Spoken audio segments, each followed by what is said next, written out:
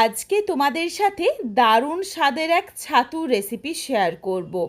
গরম ভাত হোক বা রুটি, যে কোনো কিছুর সাথে এই ছাতু রান্নাটা থাকলে আর অন্য কিচ্ছু দরকার হয় না। অনেকেই অনেকভাবে এই ছাতু রান্না করে থাকে, তবে আজকে আমি তোমাদের সাথে শেয়ার করব ঝিঙে আলু দিয়ে এই ছাতুর রেসিপি। এই ছাতুটাকে আমরা এখানে কুরকুরে ছাতু বলি। তোমরা কোথা থেকে দেখছো ভিডিওটা আর তোমাদের আঞ্চলিক ভাষায় এই ছাতুটাকে তোমরা কী নামে চেনো অবশ্যই আমায় কমেন্ট করে জানিও। বাড়িতে অবশ্যই একবার হলেও এইভাবে রান্নাটা করে আমায় কমেন্ট করে জানাতে ভুলো না কিন্তু রেসিপিটা তোমাদের কেমন লাগলো। তাহলে চলো আজকে রেসিপি দেখে নেওয়া যাক। তবে কেউ স্কিপ করো না, স্কিপ করলে আমি কি পদ্ধতিতে রান্নাটা করলাম বা কখন কোন মশলার কিভাবে কতটা পরিমাণে ব্যবহার করলাম সেটা তোমরা মিস করে যাবে, তখন হয়তো খেতে এতটা ভালো হবে না। এই ছাতুটাকে কিন্তু আমি খুব ভালোভাবে বেছে নিয়েছি।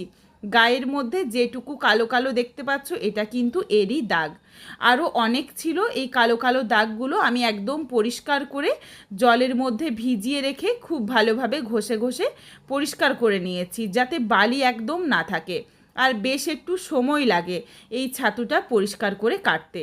তারপর ছাতুগুলোকে দুই ভাগ করে কেটে নিয়েছি, যাতে ভেতরে মশলাগুলো ভালোভাবে ঢুকে আর খেতে বেশ ভালো লাগে।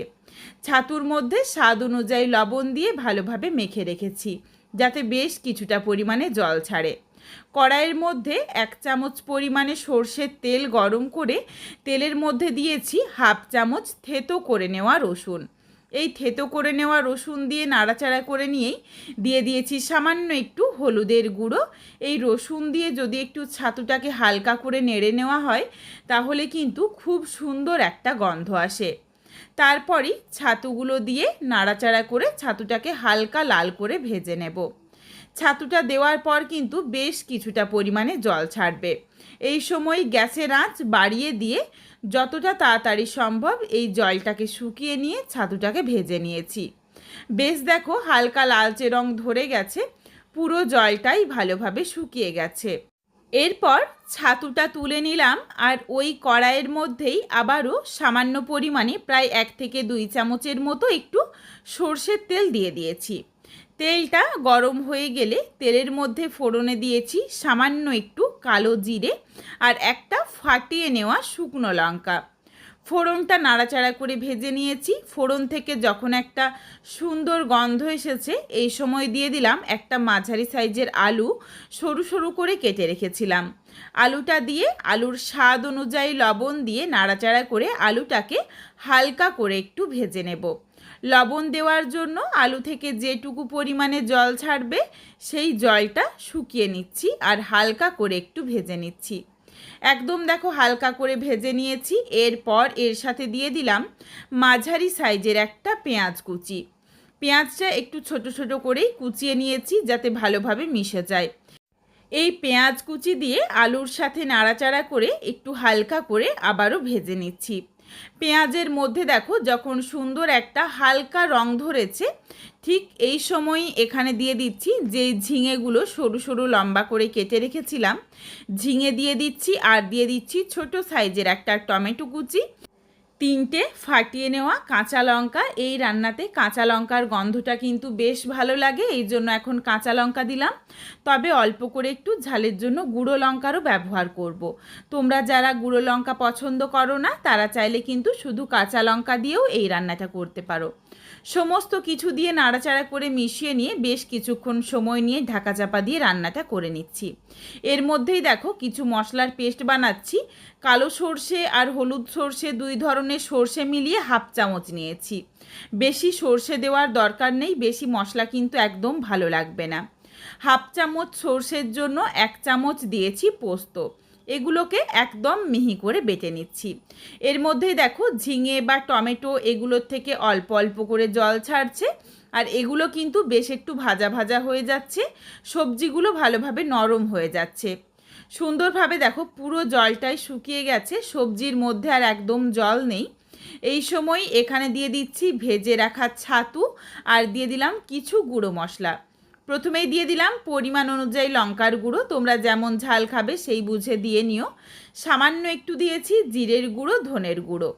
গুঁড়ো মশলাগুলো দিয়ে নাড়াচাড়া করে ভালোভাবে মিশিয়ে নিয়েছি। মেশানো হয়ে গেলে এর সাথে দিয়ে দিচ্ছি বেটে রাখা মশলার পেস্ট। বাটা মশলা দিয়ে নাড়াচাড়া করে এই সবজির সাথে প্রায় মিনিট 2 মতো একটু কষিয়ে নিচ্ছি। খুব বেশি সময় নিয়ে কিন্তু কষানোর দরকার নেই। এরই সাথে দিয়ে দিচ্ছি সামান্য একটু চিনি দিলাম, যাতে টেস্টটা ব্যালেন্স হয়ে যায়। তার কারণ এখানে টমেটোর ব্যবহার রয়েছে, এই জন্য অল্প করে একটু চিনি দিলে ভালো লাগবে। তবে তোমরা যারা চিনি পছন্দ করো না তারা চাইলে স্কিপ করতে পারো। মিনিট 2 সময় নিয়ে যখন ভালোভাবে কষানো হয়ে গেছে, তারপর এখানে জল দিয়ে দিচ্ছি। জলের পরিমাণটা তোমরা তোমাদের পছন্দ মতো কম বা বেশি করে নিও। অনেকে বেশ একটু শুকনো শুকনো রান্নাটা খেতে পছন্দ করো, তারা চাইলে শুকনোও করতে পারো। তবে আমি বেশ একটু মাখো মাখো করব, যাতে ভাত বা রুটি যে কোনো কিছুর সাথে মেখে খাওয়া যায়। জল দিয়ে নাড়াচাড়া করে মিশিয়ে নিয়ে ভালোভাবে ফুটে উঠলে গ্যাসের ফ্লেম লোতে করে ঢাকা চাপা দিয়ে সবজিগুলো সেদ্ধ হতে সময় দিয়েছি। কিছুক্ষণ পর ঢাকনাটা খুলে নিয়েছি। সমস্ত সবজি সুন্দরভাবে সুসেদ্ধ হয়ে গেছে। দিয়ে দিলাম স্বাদ অনুযায়ী সামান্য একটু লবণ দিয়ে এখানে আমি জলটা আর একটু শুকিয়ে নেব, এই জন্য আরও কিছুক্ষণের জন্য একটু ঢাকনা দিয়েছি। দেখো বেশ সুন্দরভাবে একদম মাখো মাখো হয়ে গেছে রান্নাটা। এরপর গ্যাসের ফ্লেম অফ করে দিয়ে দিলাম 1 চামচ কাঁচা সর্ষের তেল। এই কাঁচা সর্ষের তেল দিলে এই রান্নার স্বাদ বা গন্ধ দুটোই কিন্তু বেশ ভালো আসে। সর্ষের তেল দিয়ে ভালোভাবে মিশিয়ে নিয়ে ঢাকনা দিয়ে রেখেছিলাম 5 মিনিটের জন্য স্ট্যান্ডিং টাইমে। তারপর দেখো রেসিপিটা নামিয়ে নিয়েছি। বন্ধুরা, একবার হলেও এই ছাতু বাজার থেকে কিনে এনে রান্না করে দেখো, এর স্বাদ কিন্তু খুবই ভালো হয়। আর বাড়িতে রেসিপিটা বানিয়ে আমায় কমেন্ট করে জানাতে ভুলো না রেসিপিটা তোমাদের কেমন লাগলো। এই রেসিপিটা তোমাদের যদি ভালো লাগে তাহলে লাইক করো, শেয়ার করে বন্ধুদের দেখার সুযোগ করে দিও।